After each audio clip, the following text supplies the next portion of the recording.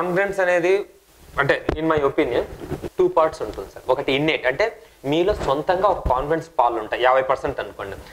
50% మీ preparation మీద ఆధారపడి ఉంటుంది సార్. మీ ప్రిపరేషన్ సరిగా లేకపోతే మీ కాన్ఫిడెన్స్ 50% ఎప్పటికీ ఉండదు, ఎప్పటికీ రాదు. సో మీ కాన్ఫిడెన్స్ పోతుందంటే ఎక్కడో మీరు ప్రిపరేషన్ సరిగా చేయట్లేదు. మీరు ఎంత గట్టి కాన్ఫిడెన్స్ ఉన్నా కానీ 50% మాత్రమే మీ సొంత న్యాచురల్గా ఉండేది. మిగతా 50% మీ ప్రిపరేషన్ మీద ఉంటుంది. పోతుంది అన్నప్పుడు నిజంగానే మనకు సొంతంగా ప్రిపరేషన్ చేస్తున్నామన్నా అదే అంటే in the true spirit dedicate ఏదో చదవాలి కాబట్టి బుక్ పెట్టుకొని చదువుతున్నాం, నిజంగా అర్థం చేసుకొని అవలోకనం చేసుకొని అన్నిటిని ఆలోచిస్తూ అనాలిటికల్గా మనం ఏం చదవట్లేదని అర్థం. దానికి కొంచెం టైం తీసుకోవాలి.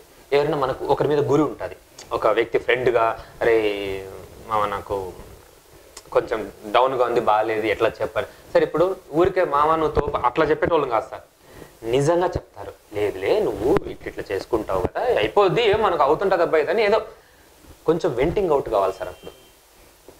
కానీ బాటమ్ లైన్ ఏంటంటే సార్, మీ కాన్ఫిడెన్స్కు మీ ప్రిపరేషన్, నథింగ్ ఎల్స్. ఎక్కడి నుంచో రాదు, అంటే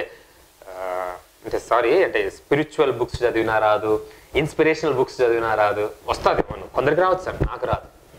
బట్ బేసిక్గా నేను నమ్మేది మీరు ప్రిపరేషన్ బాగుందా కాన్ఫిడెన్స్ వస్తుంది, పోతుంది.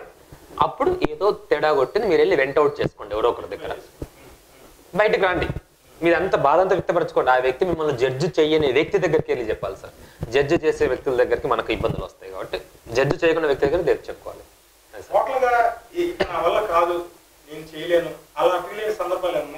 నేను చెయ్యలేను అని అనిపించింది సార్. 4th attempt ఇంకా ఎగ్జామ్ ఒక వారం రోజుల్లో మొదలవుతుంది.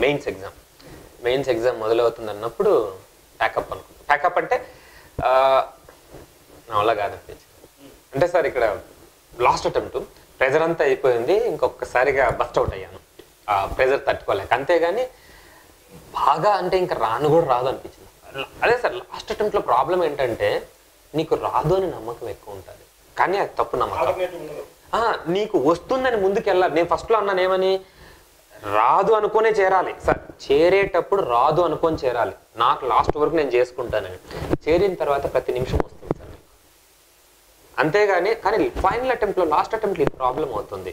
రాదు అనే ఆలోచన ఎక్కువ వస్తుంది.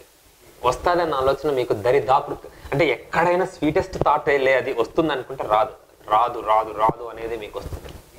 మీకు ఇక్కడ ప్రెజర్ నుంచి మీరు అన్నట్టు రాదు అన్నప్పుడు మిమ్మల్ని బయట వేయగలిగేది మీ క్లోజ్ గ్రూప్ ఒకటి ఉంటుంది సార్. ఎవరు లేరంటే మీ ఫ్యామిలీ ఉంటుంది. నాకు ఫ్యామిలీ ఊర్లో ఉంటుంది కదా, వాళ్ళు ఎట్లాగో ఫోన్లో ఉంటారు సార్. కానీ ఇక్కడ ప్రజెంట్గా ఉన్నది ఫ్రెండ్స్, మా అన్నయ్య, ఇల్లు సార్. అన్ని పాజిటివ్స్ చెప్తున్నారు మీరు. వల్ల ఏమవుతుంది, అమ్మవాళ్ళు ఉండొచ్చు, ఉద్యోగం మానేసి వచ్చావు, ₹1,00,000 సాలరీ, ₹1,00,000 ఇక్కడ ఏం చేస్తున్నావు. అది నిజమే సార్ మీరు అన్నది. అలాంటి ఎవరో కాదు, అంటే బాగా ఫ్యామిలీ మెంబర్స్, అంటే మా ఇంట్లో కాదు, రిలేటివ్స్. అవసరమా వాడికి, వెళ్ళాడు ఊరికి వస్తున్నది. ఇప్పుడు చూడు నాలుగేళ్ళు అయింది కదా సార్. అప్పుడు 5వ సంవత్సరంలో వస్తుంది. 4వ అటెంప్ట్ అంటే 5వ సంవత్సరం అవుతుంది. ఏమి రాలేదు, పెళ్లి చేసుకు అప్పుడు నాకు 30. అందరికి పెళ్ళిళ్ళు అవుతాయి. మా ఫ్రెండ్స్ సాఫ్ట్వేర్లో ఉన్న వాళ్ళు ఏమో మంచి ఎన్ఐఎల్గా సెటిల్ అయిపోయారు, మంచి కార్లు బంగ్లు, తెలిసిపోద్ది కదా ఇంట్లో. ఏం చేశాడు, ఉన్న డబ్బులు సంపాదించుకున్నదంతా ఖర్చు పెట్టేశాడు, ఇంకా ఇంట్లోనే తీసుకుంటున్నాడు అని అది మట్టుకు వస్తుంది సార్. కానీ నువ్వు భరించాలి. ఇంకంటే ఇప్పుడు నేను అప్పుడు బయటకు వస్తే there is no meaning in my, అంటే ఈ 3 ఏళ్ళు 4 ఏళ్ళు నేను ముందే ఏదైతే చేశానో అది వ్యర్థం అయిపోద్ది నా జీవితంలో. ఇది అకౌంట్ అవుతుంది సార్. ఇంకోటి చెప్తాను సార్, నేను ఎందుకు వచ్చాను నేను మీకు చెప్పాను ఫస్ట్లో. ఎందుకు వచ్చానో చెప్పలేదు, క్యాలిబర్ లేదనుకున్నాను, ఏదేదో ఉంటుంది. కానీ ఒకటి 40 ఏళ్ళు 45 ఏళ్ళు నాకు వచ్చినప్పుడు ఒకరోజు కూర్చొని పేపర్ చదువుతాను, టీ తాగుతాను, ఏదో ఆలోచనలోకి వెళ్తే చేసి ఉంటే బాగుండేది అనే ఫీలింగ్ సార్, భరించరాని ఫీలింగ్ సార్ అది. బికాజ్ మీరు ఏమీ చేయలేరు దాని గురించి. ఈ క్షణమైనా కానీ అలా చేసి ఉండకూడదు అనే ఫీలింగ్ రాకూడదు నాకు ఫ్యూచర్లో. ఎప్పుడు అలా చదువుకోవాలి సార్.